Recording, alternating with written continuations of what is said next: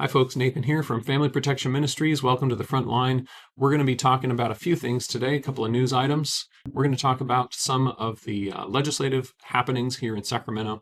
We're going to talk a little bit about the FBI raid on the LA Unified School District headquarters. We're going to talk about the legislative process and where we stand with that. And before we get into that, we're going to talk a little bit about God's faithfulness right out of Psalm 111. So let's get into it.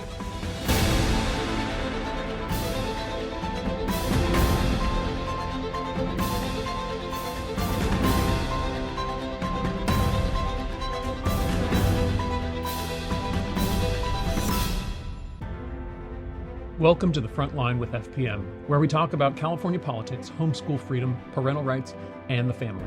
I'm your host, Nathan Pierce, and thanks for joining us today. Let's jump right in and see what's going on here on the Front Line. All right, Psalm 111. Let's read that.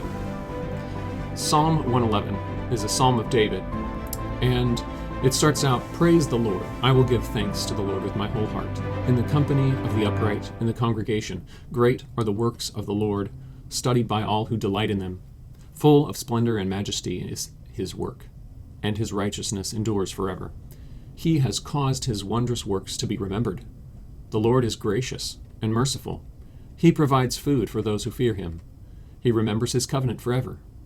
He has shown his people the works, the power of his works, in giving them the inheritance of the nations. The works of his hands are faithful and just. All his precepts are trustworthy. They are established forever and ever, to be performed by faithfulness and uprightness. He sent redemption to his people. He has commanded his covenant forever. Holy and awesome is his name. The fear of the Lord is the beginning of wisdom. All those who practice it have a good understanding. His praise endures forever." This psalm can be a great comfort and encouragement to us as we review sort of the things that have been happening over the last couple of weeks here in Sacramento. I want to point out that many were without power, panicking, snowed in over the last couple of weeks due to winter storms. And winter storms they can be scary. They can be kind of crazy as we have to continue to try to live life through the midst of them, much like other trials in life. And the legislature is kind of like a storm at times right now, with the legislature introducing a couple thousand bills over the last couple weeks. It does feel somewhat like a storm where we're trying to figure out, okay, where's the damage? Where do we need to be paying attention to? What can we do to mitigate this damage? And how are we going to get back to normal? Is there going to be getting back to normal? And Psalm 111 is a really good reminder of no matter what's going on right now, no matter where the storms are coming from, no matter what they look like, no matter how bad they are, it's talking about God's works. And it says in verse 2, "Great are the works of the Lord, studied by all who delight in them. Full of splendor and majesty is his work, and his righteousness endures forever." So this not only reminds us that God's work is good, it's powerful, it's mighty. God is bigger than anything else that we are aware of or can even fathom, but because he created everything that we know, everything that exists.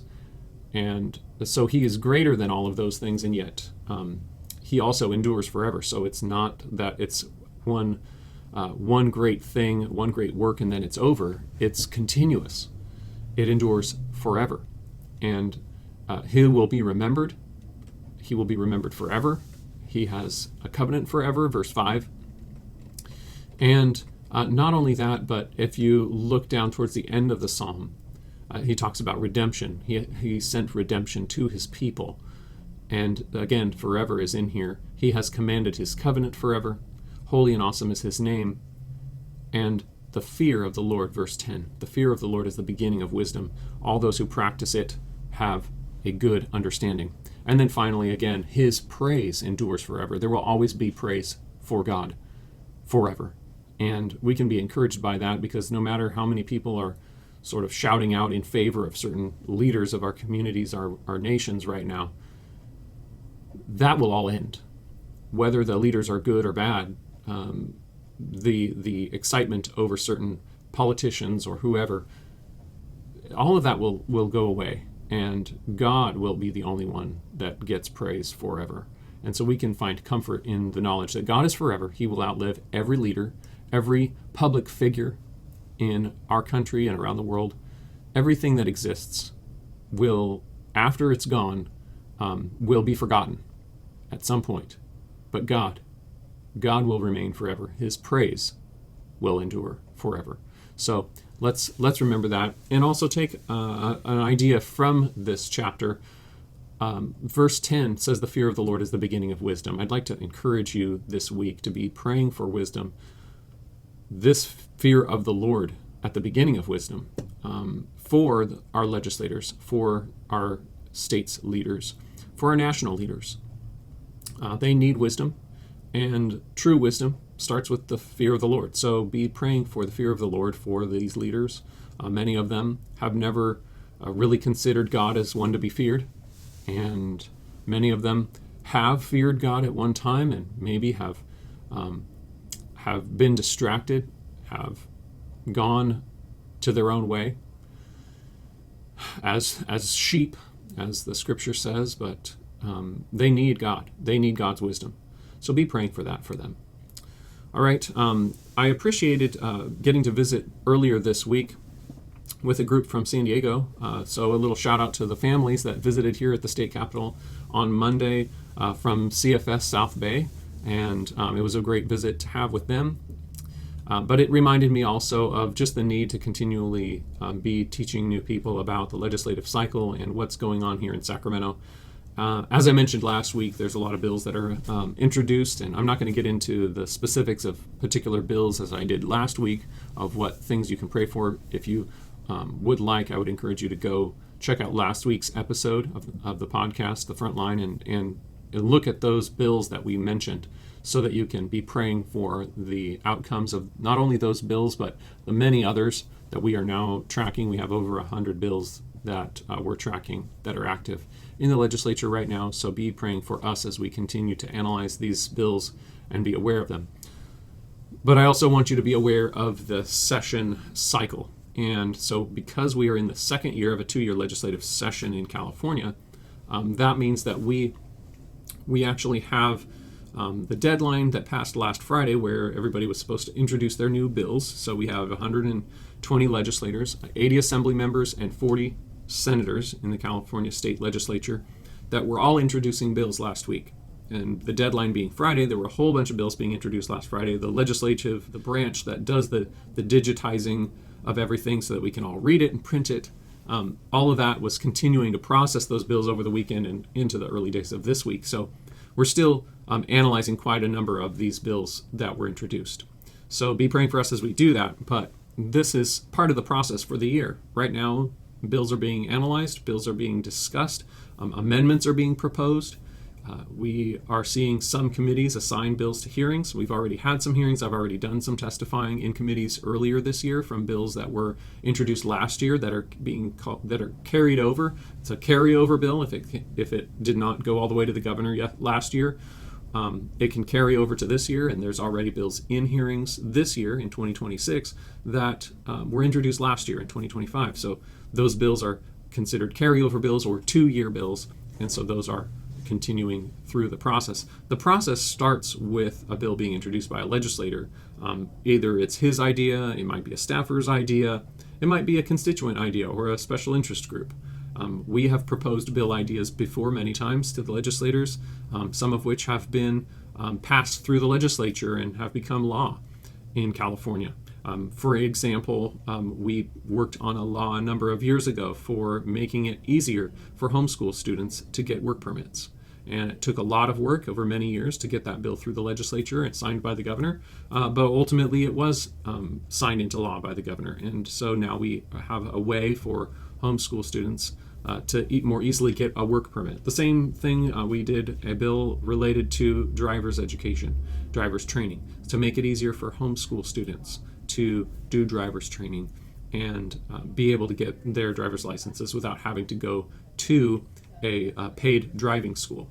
So these are examples of bills that we have written, that we have spent a lot of energy on getting a bill passed through the legislature, and It takes a lot of work to get a bill passed through the legislature. And so with thousands of bills introduced this year, not all of those are going to pass and get signed into law by the governor. A lot of them have been proposed before. For example, the mandatory kindergarten bill that was introduced has been introduced many times before. This latest version has only been introduced a few times with the current wording that's in it, but the idea has been introduced many, many times before. And so as bills get pushed through the legislature, they have to get introduced by a legislator, a senator, or an assembly member, and then they go to committee. They get assigned to a committee, and that committee will vote on the bill. They will decide whether or not it goes to the next step, which if a bill is going to cost a significant amount of money, it also has to go to a fiscal committee as well as a policy committee. So many bills have to go to more than one committee before they go to the whole floor or the chamber to be voted on by all the members of that house. So if an assembly member introduces a bill, it becomes an assembly bill. That bill then begins with AB and then has a number. So it might be AB 101. That would be an assembly bill number 101, the 101st bill that was introduced. So if AB 101 is introduced and then it goes through the legislative cycle, it would start with the committees in the Assembly of the state of California. Then once it goes through the committees and it gets passed through all of those, then it would go to the floor of the Assembly and be voted on by all 80 Assembly members. Then if it gets passed by the state Assembly, all 80 Assembly members, then it goes to the Senate and has to go through the same process on the Senate side. And then once it gets passed by the Senate side, it would have to go to the governor for his signature or veto. It's very similar to the process that's in Congress and the U.S. Senate in Washington, D.C. And so you see a lot of parallels here.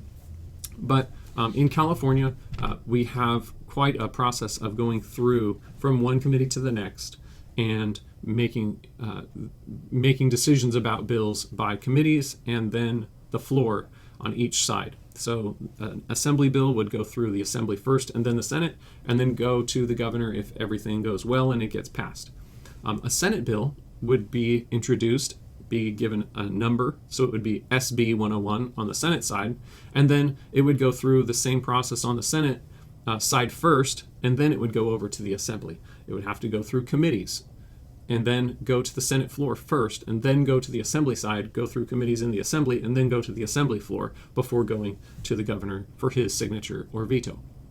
Now, many bills are right now being assigned to committees, and then after bills get all assigned to committees, the committees will then decide, okay, which bills are we going to hear first, and they have all their hearings schedule lined up for the rest of this year, and they will assign bill batches to each committee hearing that's scheduled on their calendar.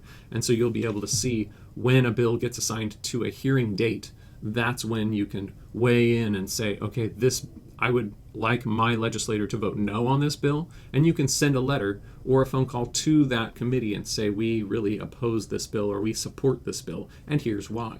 So as bills go through the legislative process, just remember there's many, many stops along the way for a piece of legislation.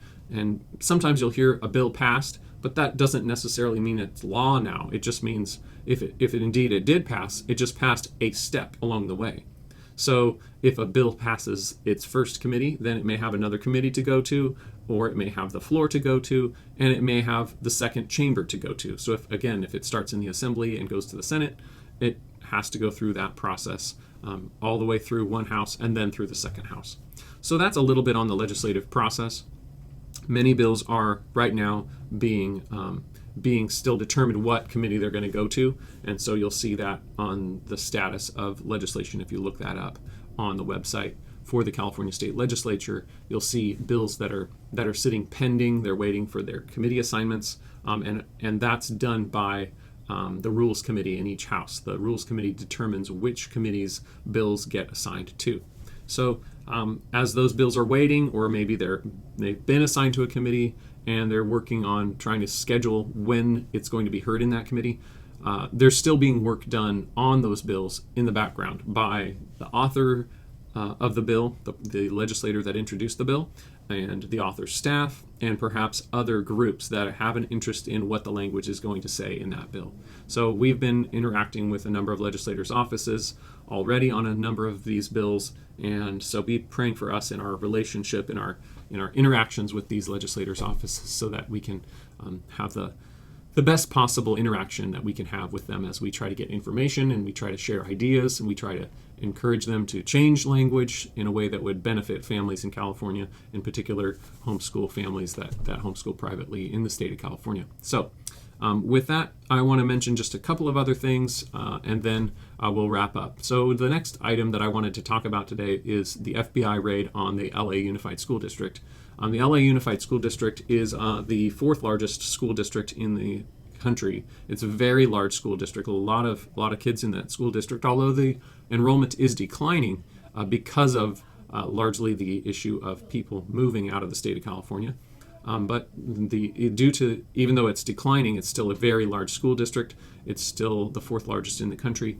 And what's been going on is that the FBI yesterday raided the LA Unified School District's headquarters building to do some investigation as part of looking into some issue. We don't actually know the big picture of what the issue is, but we do know that not only did the FBI raid the LA Unified School District's headquarters building, they also raided the house of the superintendent of that school district as well. So they are looking for information about that.